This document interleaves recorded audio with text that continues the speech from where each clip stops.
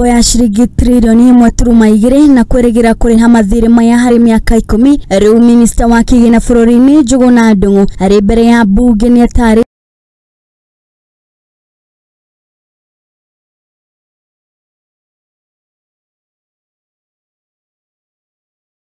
with it as a cross-cutting issue, not like I'm answering a question from any of the members, but trying to address what Mwalimu has said. One thing I want to be candid on is on the issue of the education reforms and what we have set out for ourselves.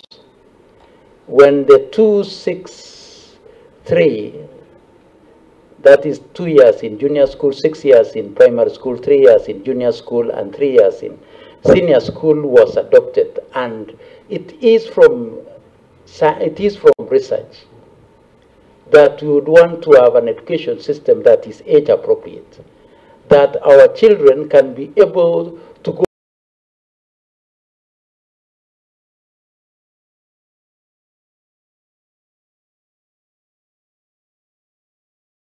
Say, we appreciate the challenge that may be there with grade 9 and the thinking by some Kenyans that we can take grade 9 to secondary school. But we shall be using a short-term solution to sort out a long-term problem. We only have no Form 1 next year. But in 2026, we shall be having grade 10. And when they transition, the number of kids transitioning from junior school to senior school will be the same number, notwithstanding that they will be in 3 cohorts or 3 classes, but the total number will still remain.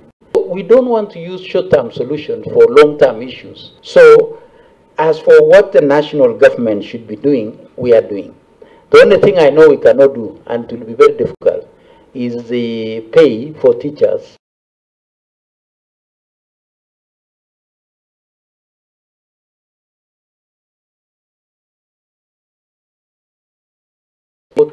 Through maybe a conditional grant, allow TSC to manage their teachers, but we don't want to push so hard because it may be seen as clawing back on devolution.